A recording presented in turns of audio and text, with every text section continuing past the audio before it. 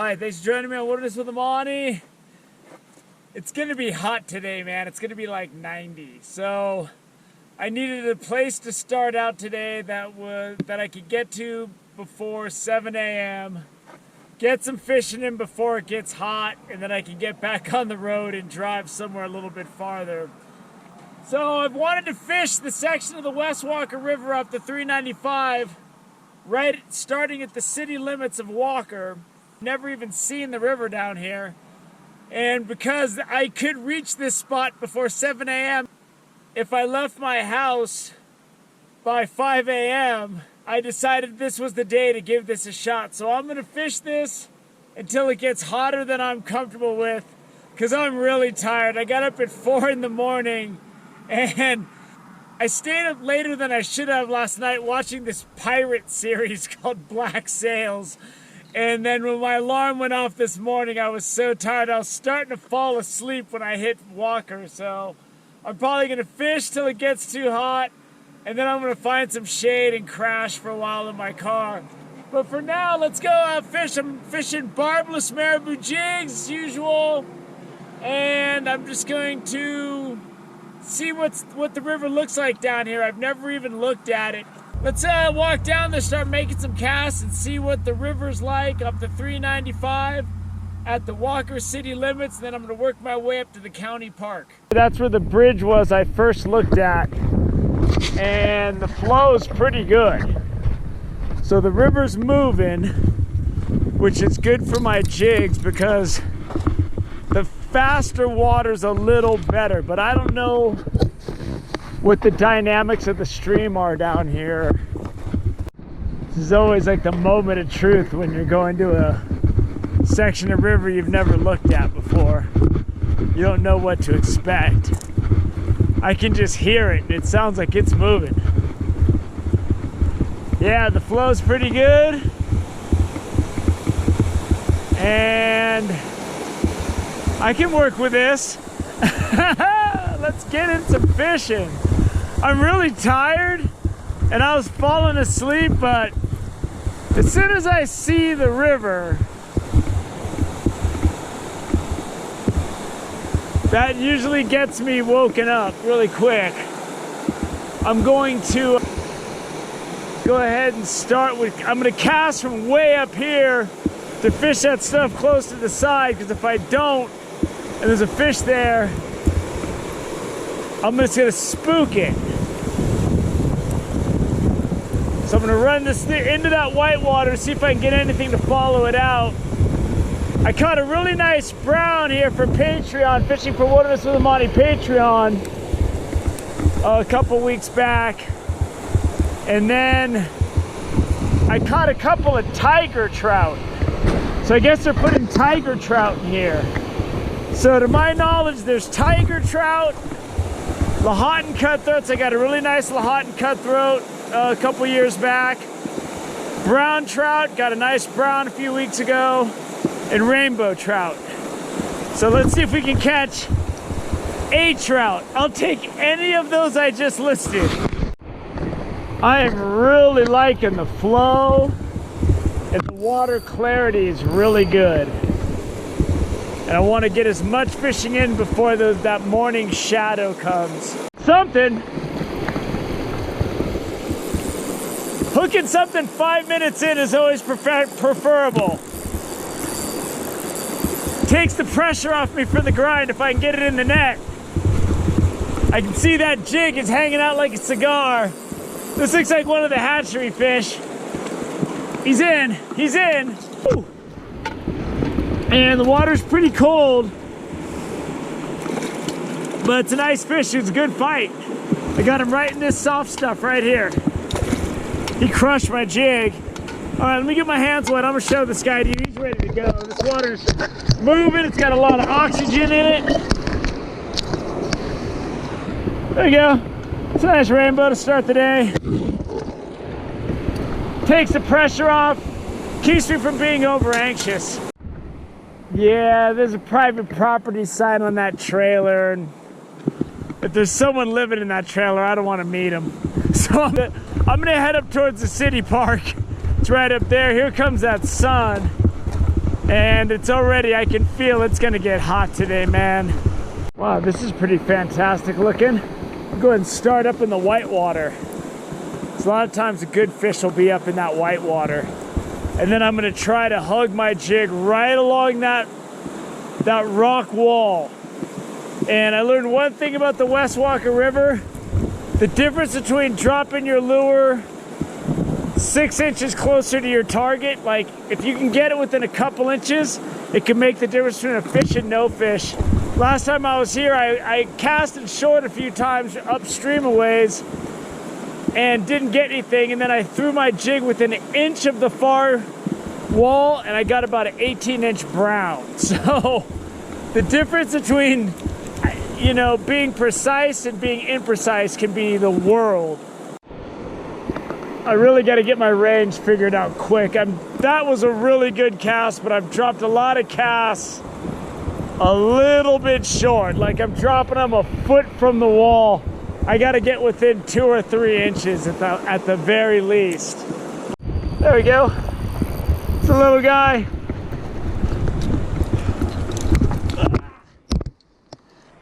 I was going to put on a fly and a bobber to drift it through there because I saw fish like this jumping. Oh, this guy's got all of his fins.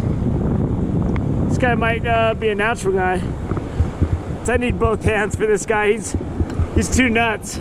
This guy's not gonna hold still. I'm just gonna get him back in the water. He's not gonna, there he is. See, he's got all of his fins. He looks pretty good. It's a nice healthy rainbow. And he is just not, he was done. What I did for that fish is something I have a lot of success with. Whether I'm fishing a spinner, a jig, or whatever, it's getting a little windy now.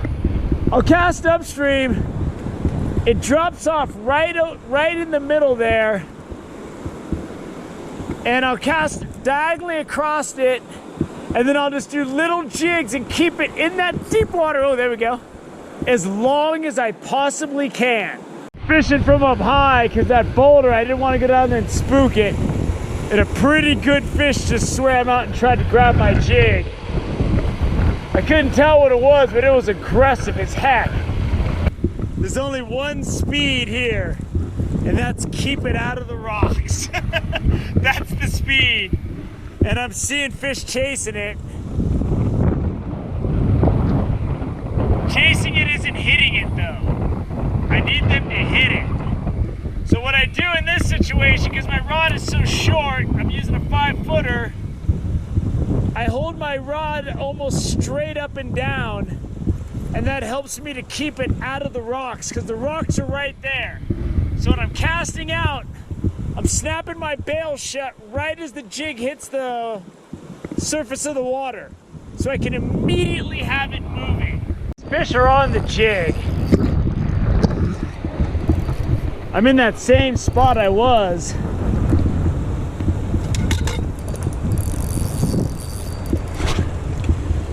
He's a little guy, but he's staying on. I'll take anything that's willing to stay on the hook.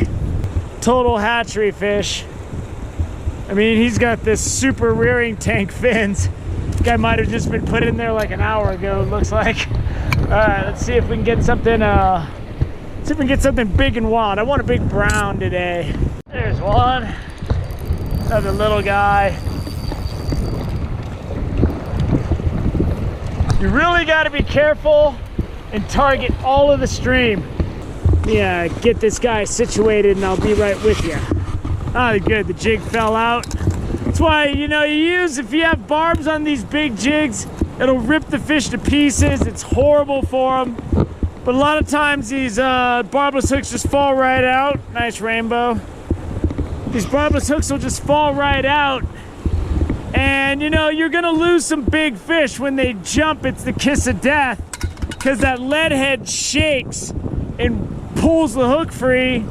But I'd rather lose a big fish here and there to my barbless jig coming out than butcher a bunch of fish just because I'm scared I might lose that one big one that I'm gonna let go anyway. So I might as well just file the barbs off and feel good about myself at the end of the day. Got another one. Yeah, he's fighting. He's out in that faster water. I'm gonna go ahead and see if I can just let this guy fall off. If I give him slack, he'll probably fall off. But he's right here. Let's take a look at him. That jig's hanging out of his mouth like a cigar, so he'll be easy to let go. Oh, there he goes. He fell right off. That was perfect. Perfect. This is one small fish after another.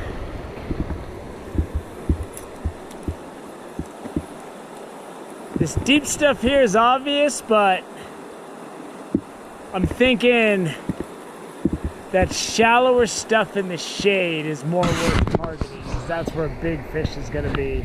They come out of their shade, but they're not the ones I want. Fall off, dude. There he goes. He looks like the rest of the ones I've been catching, so I think I'm good on touching another fish until I get something worth touching. God, there's a really nice fish right behind that. Not the big boulder, but the next boulder sticking out. And he chased my jig once, and I've made like 10 casts. I tried a spinner, nothing. I can't really float a bobber down over that rock. I'm cut off by these bushes, and I gotta move on, man. I sat here and made like 10 casts. I gotta move on. Got up in this canyon, got into it brown, got into some better fish. That's why I came up here. Come on, buddy. Get in that net, boy. I was getting all of those hatchery fish, so I came up into this canyon, and this is actually a tiger trout. Cool, this is a nice tiger trout. And you can see his teeth. My hand's wet. I'm gonna let him sit in this current right here. Make sure he's good to go. But you can see the pattern on his back. I'll show you the difference. And I guess there are brook trout, brown trout hybrids. However that works, because a brook trout's a char. I guess they are sterile, but they fight and they're really aggressive. Let's take a look. It's a good fish. Beautiful fish. Check out his pattern.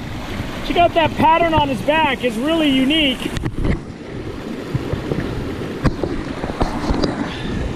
There he is. That's a good fish right there. That's why I came up here. I was getting all those hatchery fish. Woo! There, who he shot. He just got me all wet, man. I was getting all those hatchery fish down by town, so I came to this hard to reach canyon area, and sure enough, right away, I hit something. I thought it was a brown at first, but it was a tiger trout, and I like catching those. I like that they're in here. Get into a canyon like this, and it starts stacking up, and there's big boulders. Even something like that, you got to assume there's a fish behind every boulder. You have to just pick it apart, spot by spot, just pick it apart. And that's how I got that fish. I'm just doing soft toss and pitch toss like that, swimming it through, and I'm looking for those bigger fish. It looks like someone discarded this net. It's coming apart, and it's old, but this is nothing compared to what you're gonna see me using later. I can fix this up like new. See those slabs of granite hanging? Don't ever walk out on those. I free fell and I almost busted my head open fishing for Patreon once out here. My subscribers will tell you. I was shaking up, man. I fell backwards and there was nothing but rocks under me, and somehow I fell on my big pack, and then my arm slammed down in the one patch of sand in between the rocks. And let me tell you, I'm not a religious man, but if I'm wrong about that, someone was looking out for me that day. Now that I moved upstream a bit, this is reality. I'm not seeing much. I've had a couple good hits, but this is regular West Walker. Down there by town, I'm gonna edit out a lot of those fish. I caught like 10 fish and just let 5 of them shake off without even turning the camera on. because they're all just hatchery fish. They must have just planted. But now that I'm up here, this is more of a grinding it out. I just like to try to get one more of those tiger trout, man. One of those tiger trout. It's jumping all over the place. Oh, he got off. I made the cast of the year and threw it right up against those bushes. And as soon as that fish hit it, he jumped. He jumped 3 times and finally shook my hook. Check my hook, make sure I'm not bent. Man, I earned that fish with that cast. Ooh, that was another good cast. But there wasn't another one in there. I think that was it. It was either a brown or it was a tiger trout, but it jumped 3 times. In like 2 times it jumped before the camera even was able to turn on after I pressed record. And then that last jump, he shook me. That's gonna do it.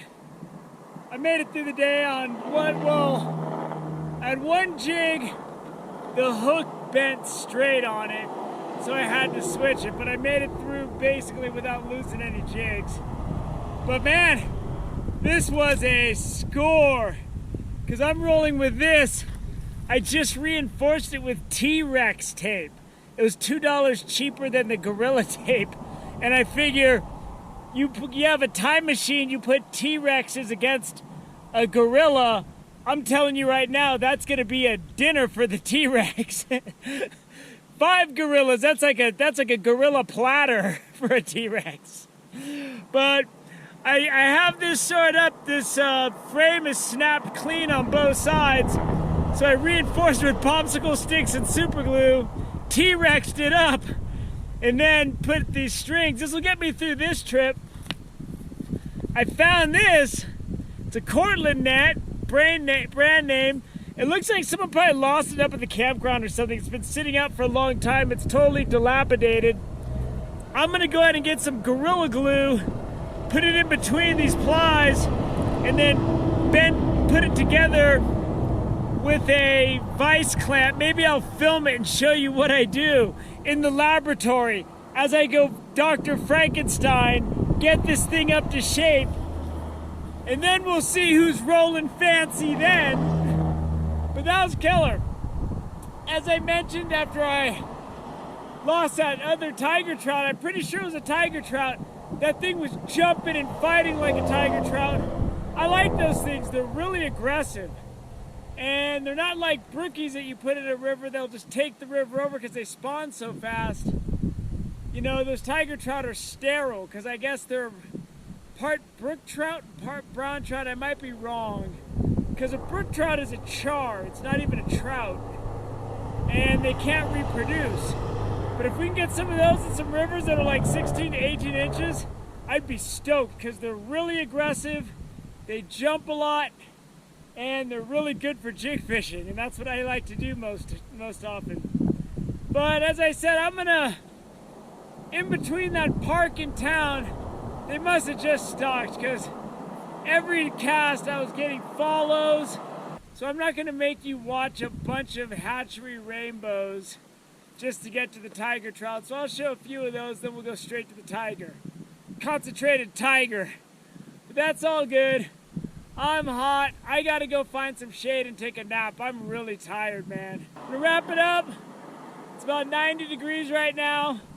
I'm done. I'm gonna go drive up to Virginia Lakes and see what kind of fishing I can get into up there.